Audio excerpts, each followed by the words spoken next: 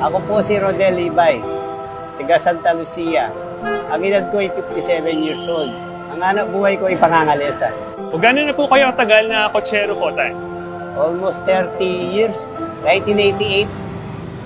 Itong kabayong to, ang kulay niya, kastanyo.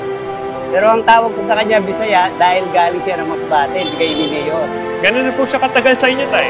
Almost, magti 3 months, sa 11. 1988 po, di ba tayo nagsimula na po kayo? Bakit bago lang po ang inyong kabayo, tay? Namatay kasi yung isa kong kabayo.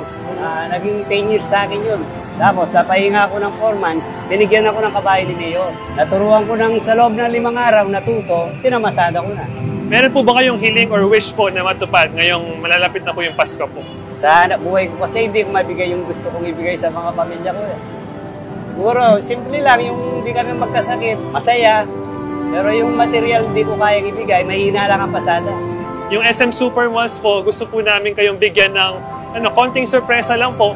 Since sabi niyo po, gusto niyo makasama yung pamilya ninyo, kaya po, ang SM Supermalls ay bibigyan po kayo ng isang sorpresa po.